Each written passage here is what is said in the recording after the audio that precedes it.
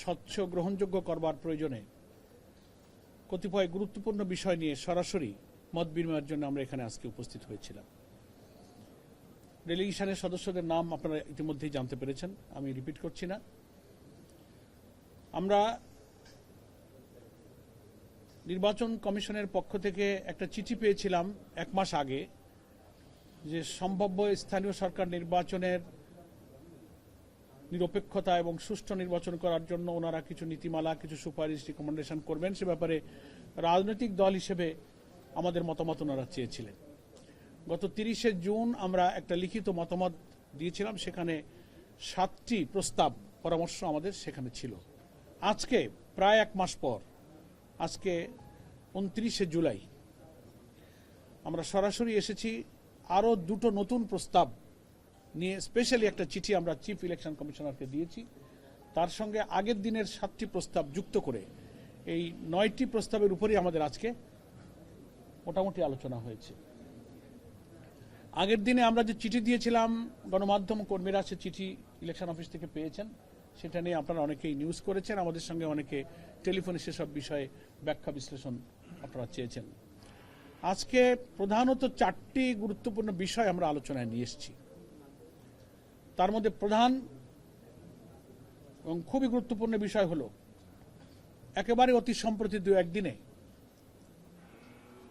সরকারের একজন রাজনৈতিকভাবে পরিচিত পলিটিক্যাল ফিগারকে নির্বাচন কমিশন সচিবালয়ের অতিরিক্ত সচিব, এডিশনাল সেক্রেটারি হিসেবে জনাব শামসুল আলমকে নিয়োগ দেওয়া হয়েছে। আমরা এটার তীব্র নিন্দা করেছি, তার নিয়োগ বাতিল করার দাবি জানিয়েছি গতকাল দলের পক্ষ থেকে সংবাদ সম্মেলনের মাধ্যমে। আজকের চিঠিতে যে 2টি গুরুত্বপূর্ণ বিষয়, তার এটা অন্যতম গুরুত্বপূর্ণ বিষয়। আমরা বলেছি বাংলাদেশের সংবিধান অনুযায়ী এটা একটা সাংবিধানিক প্রতিষ্ঠান। ইলেকশন কমিশন একটা কনস্টিটিউশনাল বডি। এখানে কোনো পলিটিক্যাল ব্যক্তির নিয়োগ যে কোনো নির্বাচনকে নিরপেক্ষ করার ব্যাপারে অন্তরা এবং বাধা। এবং জনাব শামসুল আলম সাহেব বিএনপির স্থায়ী কমিটির সদস্য, সিনিয়র নেতা, আমাদের রাজনৈতিক সহকর্মী এবং সিনিয়র নেতা জনাব নজরুল ইসলাম খানের নেতৃত্বে গঠিত বিএনপির নির্বাচনী আসন পুনর্বিন্যাস একটা কমিটি আছে, সেই কমিটির সদস্য হিসেবে তিনি দায়িত্ব পালন করেছেন। এবং আজকের আলোচনায় যখন আমরা এই অভিযোগটা করেছি, বাইদি ভাই কথার মাধ্যমে আমরা এটা জেনেছি যে সেই কমিটির দায়িত্ব পালনের প্রয়োজনেই তিনি এই ইলেকশন কমিশন অফিসেও একবার এসেছেন। তো আমাদের আজকের আলোচনার প্রথম এবং প্রধান উদ্বেগের বিষয় যেটা ওনাদেরকে জানিয়েছি যে এই রাজনৈতিক নিয়োগকে বাতিল করতে হবে।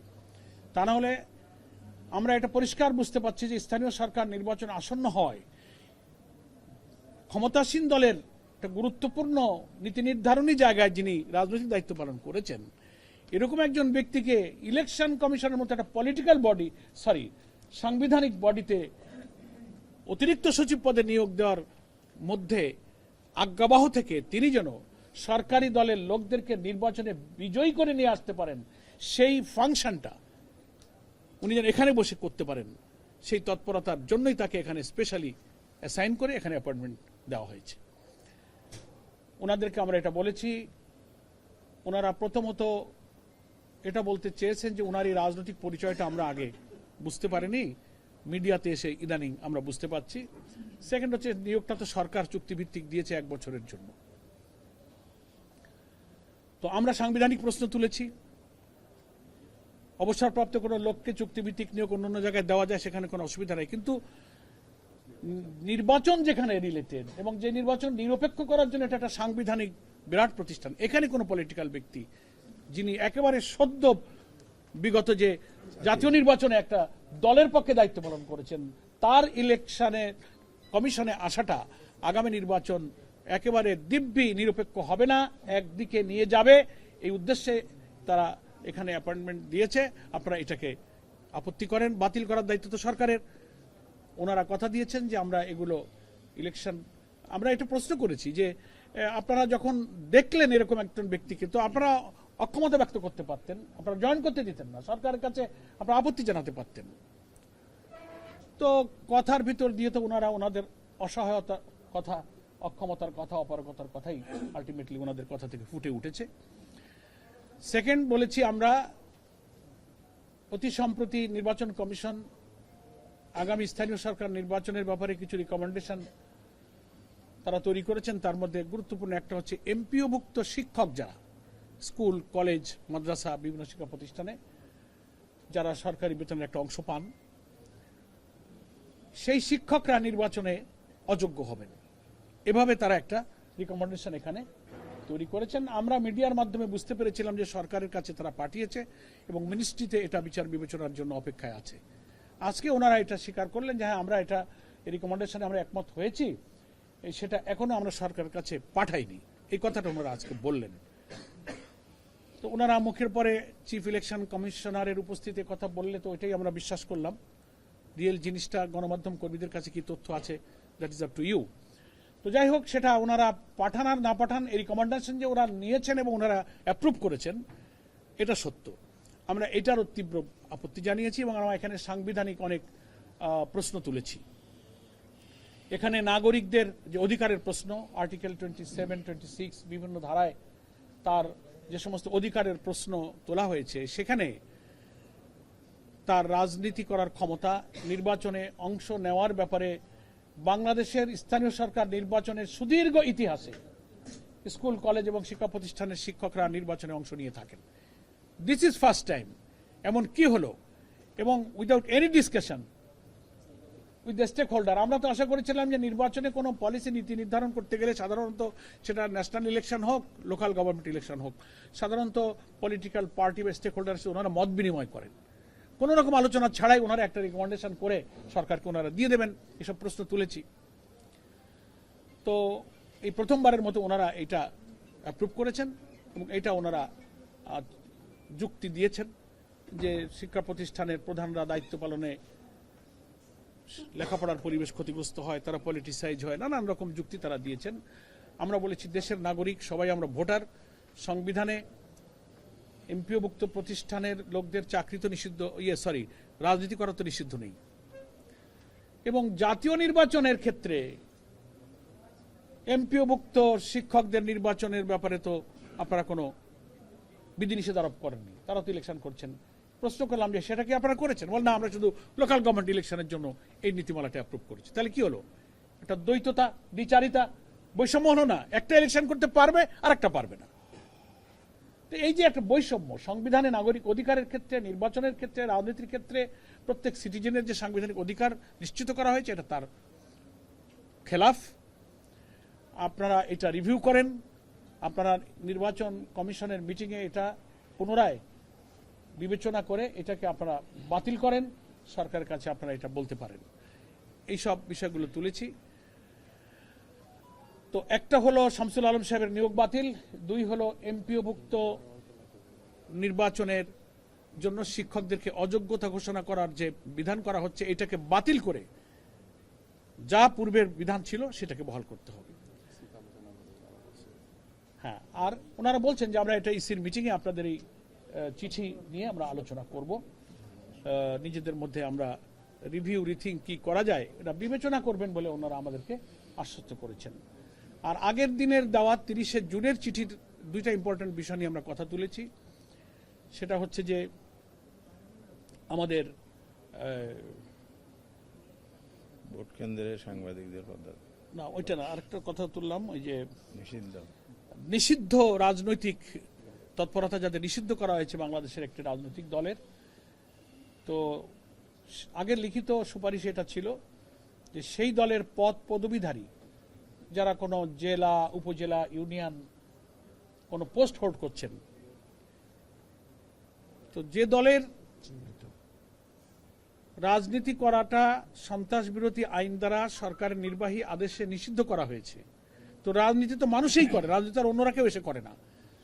তো যে ব্যক্তি রাজনৈতিক দলের কোনো পোর্টফোলিও, কোনো পোস্ট হোল্ড করবেন, তিনি যদি কোনো রাজনৈতিক দলের নেতৃত্বে থাকা অবস্থায় কোনো নির্বাচনে অংশ নেন, that is on kind of election politics, that is on kind of politics.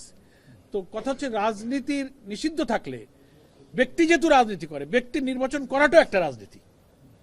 ফলে পদ পদবীধারী নিষিদ্ধ দলের কোনো ব্যক্তির নির্বাচনে অংশগ্রহণকেও অযোগ্য এবং নিষিদ্ধ করতে হবে। অর্থাৎ আরেকটা পয়েন্ট বলেছি যে এই সরকার, বর্তমান সরকার ক্ষমতায় এসে তারা সিটি কর্পোরেশন, তারপরে জেলা পরিষদ, বিভিন্ন উন্নয়ন কর্তৃপক্ষ, গুরুত্বপূর্ণ বিধিবদ্ধ স্বায়ত্তশাসিত সংস্থায় তারা পলিটিক্যাল অ্যাপয়েন্টমেন্ট দিয়েছেন। এদের উদ্দেশ্য পরিষ্কার বোঝা যায় যে তিনি এখানে নিয়োগ দিয়েছেন যে তিনি ওখানে দায়িত্ব পালন করবেন, সামনে যখন স্থানীয় সরকার নির্বাচন আসবেন তিনি এই নির্বাচন পর্যন্ত সিটি কর্পোরেশনের, জেলা পরিষদের বা বিভিন্ন গুরুত্বপূর্ণ পদের সুযোগকে, ক্যাপাসিটিকে, সামর্থ্যকে কাজে লাগিয়ে পাবলিককে সার্ভ করবেন। ঠিকাদারি, ব্যবসা বাণিজ্য, কন্ট্রাক্টারি, নানান চ্যারিটি ওয়ার্ক করে তিনি জনপ্রিয়তা নেবেন এবং নির্বাচনে তিনি আবার প্রার্থী হবেন।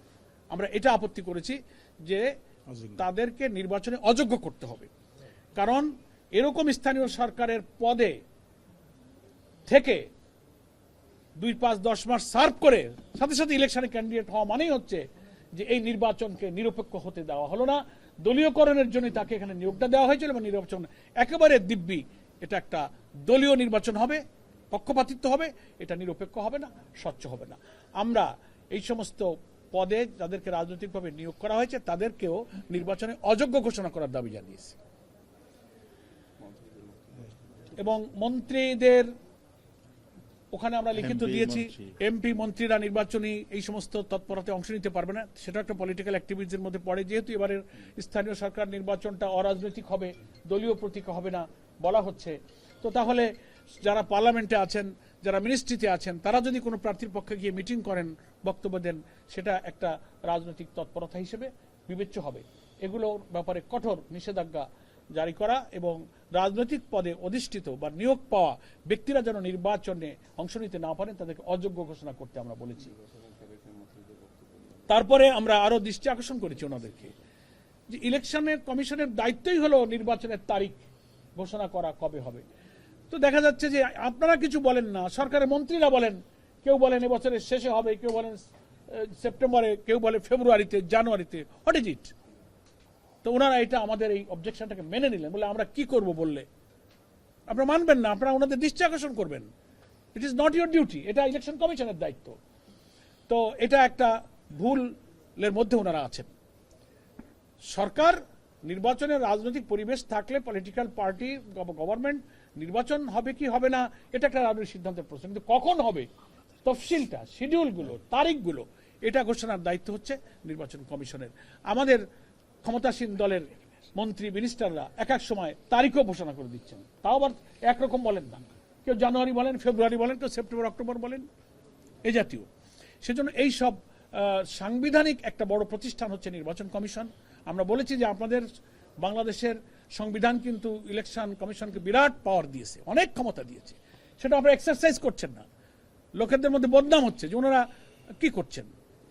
এবং আজকে প্রসঙ্গক্রমে আমাদের ডেলিগেশনের পক্ষ থেকে এই প্রশ্ন তোলা হয়েছে যে কোর্টের চট্টগ্রামের ওই যে ফটিকছড়ির সরোয়ার আলম, তার ব্যাপারে, স্যার আলমগীর, তার ব্যাপারে কোর্ট রায় দিল, মানে সকালে রায় হয়ে পড়লো, জাজমেন্টে অর্ডার হয়ে পারলো না, 2-4 ঘন্টার মধ্যে এখান থেকে গেজেট জারি হয়ে শপথ হয়ে গেল।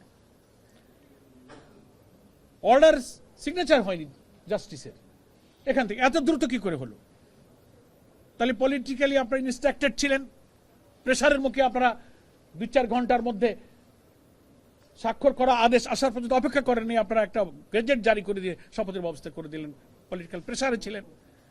তো ওনাদের কথাবার্তায় তো আর ওই ভাষায় তো আর স্বীকার করবেন না, বডি ল্যাঙ্গুয়েজে বোঝা যায় যে তারা আন্ডার প্রেসারে এটা করতে বাধ্য হয়েছে। তো জাস্ট এই সমস্ত বিষয়গুলো, হ্যাঁ, এগুলো খুবই অস্বাভাবিক। নির্বাচন কমিশন যে স্বাধীন, সাংবিধানিক, একটা বিরাট ক্ষমতাসীন একটা সাংবিধানিক সংস্থা, বিরাট ক্ষমতা সম্পন্ন এবং দেশের নিরপেক্ষ নির্বাচনের একটা বিরাট ক্ষমতা তাদেরকে দেওয়া হয়েছে, তারা এ ব্যাপারে যে দায়িত্ব পালন করতে পারছেন না, আমরা বিনয়ের সাথে সে ব্যাপারে তাদেরকে দৃষ্টি আকর্ষণ করেছি যে আপনারা এ ব্যাপারে এখনো সজাগ, সতর্ক হন, চোখ কান খুলে দায়িত্ব পালন করেন। সরকার আর ইলেকশন কমিশনের মধ্যে পৃথক সত্তা আছে, পৃথক রাজনৈতিক সাংবিধানিক ক্ষমতা এবং অধিকার আছে, সেটা আপনারা এক্সারসাইজ করেন। এইসব বিষয়গুলো মোটামুটি আমরা আজকে আলোচনা করেছি। আপনাদের সকলকে আপনাদের ধন্যবাদ। আর পেপারস যেগুলো পেপারস দিয়েছি সেগুলোর কপি এখানে আছে, আপনারা ওগুলো কপি নিতে পারবেন। না, এটা কোনো আলোচনার বিষয়বস্তু ছিল না, এটা কোনো আলোচনা হয়নি। আমরা বহিষ্কার করেছি। পদত্যাগের বিষয় তো সে ব্যক্তির, ইলেকশন কমিশন স্পিকার এবং সেই ব্যক্তি, এগুলো তাদের, এটা দলের বিষয় না। যেহেতু তিনি দল থেকে বহিষ্কৃত, তাই বহিষ্কৃতের অর্থ হলো তিনি আমাদের দলে নাই, তাকে তো আর আমরা আর কোনো ইনস্ট্রাকশন দিতে পারি না। কিন্তু আপনাদের পক্ষ থেকে তাকে পদত্যাগ করতে বলা হয়েছিল কিনা, কিংবা আপনারা চান কিনা? না, আমাদের পদত্যাগের চেয়ে বহিষ্কারই আমাদের বড় সিদ্ধান্ত। আমাদের দলের সংবিধানের আর্টিকেল 62 অনুযায়ী একটা ব্যক্তির কোনো অপরাধ তদন্তে প্রমাণিত হলে সর্বোচ্চ শাস্তি হচ্ছে দল থেকে বহিষ্কার, এবং সেটা আমরা মিডিয়া করেছি, পাবলিক করেছি। এর উপরে আর কিছু বলার থাকবে না।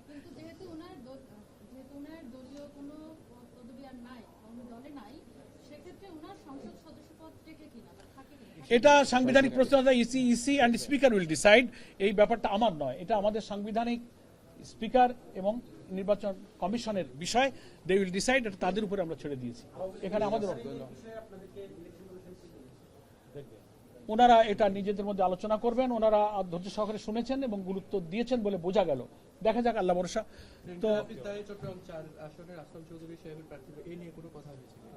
না, এই বিষয় নিয়ে ইলেকশন কমিশনের কোনো কথা হয়নি। শিশির ভাই কি আছেন না চলে গেছেন?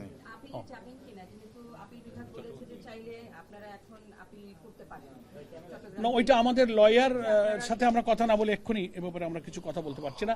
তো আজকে যেহেতু এই কোনো বিশেষ স্পেসিফিক আসনটা আমাদের আলোচনার সাবজেক্ট ম্যাটার ছিল না, তো আপনাদের স্থানীয় সরকারটাই আমাদের আজকের ইলেকশন কমিশনের ডেপুটেশনের ডেলিগেশনের উদ্দেশ্য ছিল। সে ব্যাপারে আপনাদেরকে আমরা ব্রিফ করেছি। আপনাদের সকলকে ধন্যবাদ। নির্বাচনের সময়সীমা নিয়ে বলেছেন কিনা? না, এই ব্যাপারে কিংবা সিটি কর্পোরেশন কোনটা আগে পরে? না, এই নিয়ে আমাদের কোনো আলোচনা হয়নি। আপনাদের পাই না ইসিতে একটু এই ফাঁকে একটু দুটো প্রশ্ন করি। সেটা হচ্ছে চট্টগ্রাম যশোর 4 আসনেও দেখেছেন যে গতকালকেও একটা ঝামেলা প্রশ্ন হয়েছে, আবার সাতক্ষীরা 4 সংসদ সদস্য। এতে করে আপনারা একটু সমালোচনাকে পড়ছেন কিনা বা চাপে আছেন কিনা, জামাত ইসলাম চাপে আছে কিনা? ভাই শোনো, কোন চাপ নাই। একটা কথা হচ্ছে যে যন্ত্র তো একটা সবার হাতে আছে, এক লাইন লিখে চাপ দিলেই তো চলে যায় দুনিয়ায়। এটা এখন পত্রপত্রিকার তো একটা এডিটোরিয়াল পলিসি থাকে, কিন্তু ফেসবুক সোশ্যাল মিডিয়ার কোনো এডিটোরিয়াল পলিসি নাই। আমার মনে যা আসলো লিখে দিলাম, রং আর রাইট ভিন্ন ব্যাপার। এখন যশোর 4-এ আমাদের মাননীয় সদস্য অত্যন্ত সহজ সরল ভালো মানুষ, তার একটা মেয়ে দীর্ঘদিন ধরে অসুস্থ। আমি নিজে ব্যক্তিগতভাবে জানি, অন্তত 15-20 বছর ধরে আমি যশোর যাতায়াত করি, আমার বাড়ি খুলনায়। উনি এই মেয়েটার জন্য, উনি এবং ওনার ওয়াইফ একজন কলেজের টিচার, উনি নিজেও কলেজ অধ্যাপনা করেছেন। এই মেয়েটা অসুস্থ, ভারত বাংলাদেশ বিভিন্ন ট্রিটমেন্ট, সাইকোলজি, সাইকিয়াট্রিক, ফিজিক্যাল, নানান, তার প্যাঙ্ক্রিয়াস ড্যামেজ হয়ে গেছে, নানান রকম অসুস্থতা, আইসিইউতে থাকে। মেন্টালি সে অনেক সময় আপসেট হয়ে যায়, ব্যালেন্স থাকে না। তো তার বাড়ির পাশের কিছু আসা যাওয়ার পথে হয়তো কথাবার্তায় কিছু অনাকাঙ্ক্ষিত 2-1টা ছোটখাটো ঘটনা ঘটতে পারে, কিন্তু সেটাকে স্থানীয়ভাবে সরকারি দলের লোকেরা এবং বিরোধী দলের লোকেরা একেবারে সংগঠিত হয়ে একজন মাননীয় সংসদ সদস্যের বাড়িতে হামলা করা, ওই মেয়েটার গায়ে হাত তুলেছে, মাননীয় সংসদ সদস্যের স্ত্রীর গায়ে হাত তুলেছে। That is very unfortunate. এটা কোনো গণতন্ত্র না, এটা কোনো দলীয় ভদ্রতা শিষ্টাচার হতে পারে না, সভ্য হতে পারে না এটা। এই জন্য আমাদের মিডিয়ার বন্ধুদেরকে বলবো, আমরা আপনাদের আন্তরিক সহযোগিতা চাই। একটা জিনিসের রং আর রাইট, রিয়েল জিনিসটা তার বাস্তবতা দেখে শুনে আপনারা লিখবেন। নজরুল ইসলাম গাজী তার ব্যাপারে নিউজ করেছেন আপনারা, সত্য নিউজ যেগুলো এসেছে আমরা তো তার ব্যাপারে কোনো আপত্তি করিনি, বাড়াবাড়িকে আমরা আপত্তি করি। কিন্তু আমাদের গোলাম রসুল সাহেব